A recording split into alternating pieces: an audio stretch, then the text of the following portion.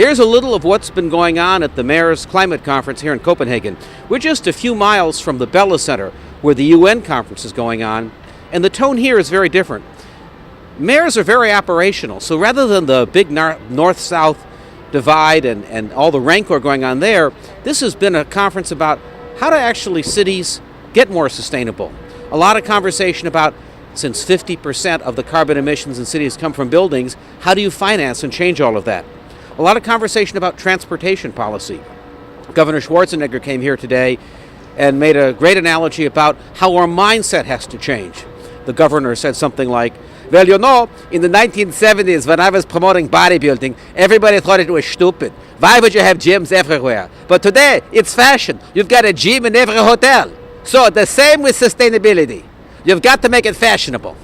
Now, on that front, the idea of making sustainability fashionable, one of the most interesting things here is something I participated in yesterday. It was the introduction of the Copenhagen wheel, something that changes the nature of bicycling. So to share with me that is its inventor, Christine from MIT. Hi. How are you? Very well. We had a really busy 24 hours. So on the one hand, this looks like a bike with a red thing. But that red thing does amazing things. It turns it into a hybrid bike. It makes it part of a city's data grid. Talk a little bit about what it does and what this means for cities. Sure. So what we're excited with here is that we're turning a bicycle, which is a fairly simple instrument to get you from A to B, into a smart sensing device that goes through the city. It harvests your energy when you pedal and gives it back to you when you need a bit of a boost. And at the same time, it has a whole lot of environmental sensors that are giving us real-time information. Now, when you say harvest energy, here's the interesting thing.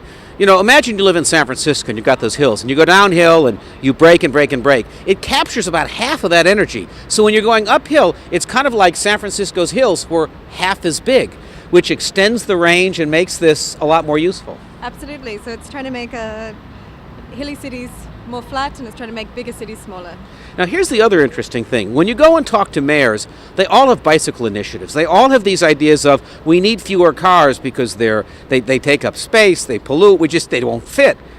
And when you talk to the mayors, it's like this ongoing fight where they're pushing their citizens to accept more bicycles. But because the bike is like this thing that's been around for 100 years, this reframes it. Suddenly, it's cool and interesting and new again.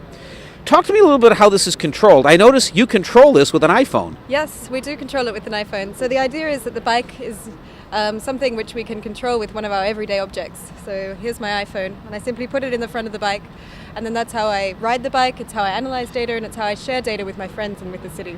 So. You know, when you talk about data, here's an interesting fact. Here in Copenhagen, there are 3 stations that sense pollution. They've got 3. That's right.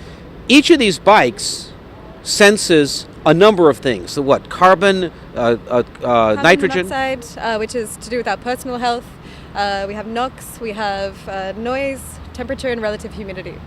So imagine thousands of these in a city, all transmitting data. What you basically end up with is this emergent set of weather stations. The government doesn't have to invest in them. Citizens have them, and they pay the phone bill to transmit the data. So what's great about this is that it's really an open source, open platform system. So you imagine that you have all of this data coming in, and that's going to be useful for governments to make policies and allocate resources. But for people as well, they can write applications that, they can find where their friends are in the city as they ride. They can choose better bike routes. They can challenge each other to collect more what we call green miles through riding, which is similar to a frequent flyer program, except that you're collecting miles that are good for the environment. And all of these create incentives for people to get on bikes and get more people cycling. This is one of the many kind of operational, down-to-earth, mayor-oriented, we can implement it kind of decisions and ideas that are running around here at the Mayor's Conference in Copenhagen. So coming to you from City Hall in Copenhagen, it's Peter Hirschberg.